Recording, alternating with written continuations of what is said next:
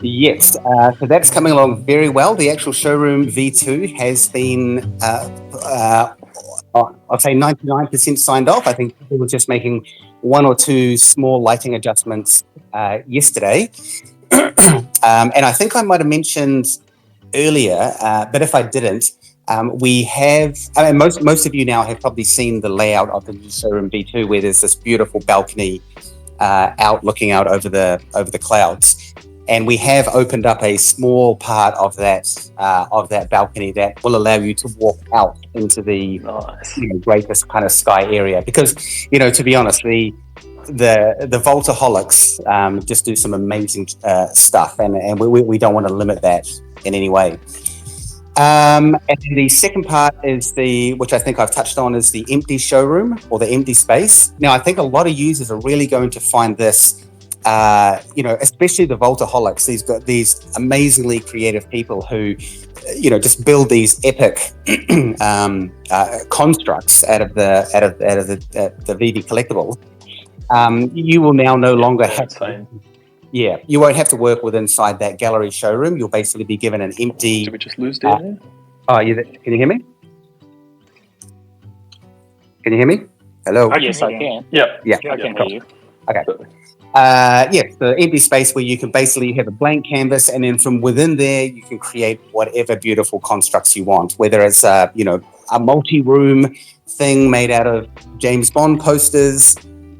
Or whether that might be a digital diorama. Perhaps you want to have all of your DC heroes versus your Marvel heroes, and of course, when we can add accessories in as well. I'm very excited to see what people are going to come up with. I think there's just going to be some amazing 3D dioramas coming out of this new type of empty showroom. And of course, as we also had mentioned previously, if you do have an existing showroom V1, you will, by all means, that will remain in your app. And any new showrooms that you create will be using the new version 2. It should be noted that if you do have a version 1 showroom, or if you have multiple version 1 showrooms and you do delete all of those showrooms, then that version 1 showroom will be gone, and whenever you create new ones, it'll only be version 2. And then lastly, there's just a few other features that we've added in there, such as undo, redo. We know that sometimes you move stuff around and you're like, oh damn, it actually looked way better the way it was. So we built in all of that sort of undo, redo stuff. And in terms of timing, we're very close on this.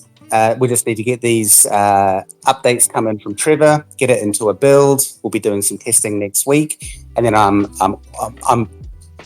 dare I say it, I'm 99% certain it'll be coming out the week after. Yep, it's your own funeral, mate. Yeah. Put a nail in my coffin, man. That's it. With the gap in the banister, is it an obvious gap or is it a secret hidden gap? It's a secret hidden gap. Okay. We got to have some hidden stuff in there, just that's so it. Can go and find a little hide and seek kind of walk thing. into walls. How else do we find holes in the corners? Exactly. Well, that's how the last ones were found. Yeah, exactly. Okay, thank you so much for that. So my second question is with regards to Master Collector as well, and just engagement with the community. Again, shout out to Voltaholics and everyone else that also creates vaults. Is it possible, or is it already being considered, that a part of that engagement would be the amount of people who has entered your vault? Because I think just to kind of give a pat on the back to the amount of people who put in so much time, it would really be a great metric to be able to add on to that form of engagement, considering how much people put in, and there's no real way to track how many people have seen your stuff if you haven't put it on Twitter. Yes, absolutely. And one of the updates we have coming to showrooms is that when you are in your collection and you look at your showroom, you will be able to see how many likes you've had, how many views, or how many people have entered the showroom, and also how many comments. And that will go in some ways towards your master collector. But one of the things that we do need to be a bit careful of with activity like that is that, somebody could set up an auto clicker or whatever, and then just, visit their showroom through another account 5,000 times a day. So while there will be some rewards, they will be capped. Okay, great. Thank you so much for clarifying. My last and final question. So I love the project. I love everything you guys are doing. But these 4 a.m. drops, because I just moved outside over from Jersey, is killing me. Will there be kind of adjusted times to be able to kind of make them? Because I think it's been about 3 weeks now, and I've woken up for every single drop, if not just stayed awake till 5 a.m. and then just carried on with the rest of the day. Yeah, I'm with you, man. Down here in New Zealand, it's the same. It's like 3 or 4 a.m. So where this becomes a little bit of a sticking point is that we kind of need to revolve our drops around where the largest audiences are. For the reason being that if we were to put drops in times where only small parts of our audience exist, we're going to get a whole lot of complaints from that bigger part of the audience. So it is a little bit of we're kind of stuck between a rock and a hard place on that one.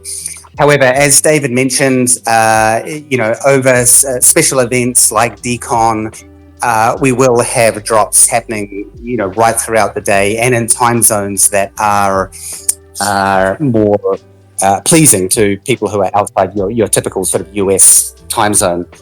And then moving forward into the future, we will be starting to look to do like more regionalized drops as well.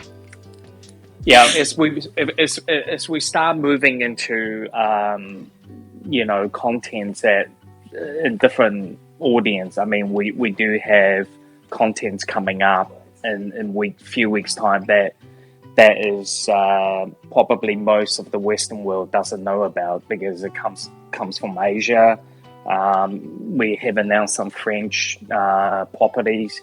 So, we could look at adjusting things into a different region for sure. Great. Thank you, Teta. Okay, going to move on to one or two more Twitter questions, and then we'll get to Ricky Singh after that. Player1964 asks, can you add functionality that allows us to change our user ID names? And can we get exportable transaction files from our profile to facilitate tax and profit calculations?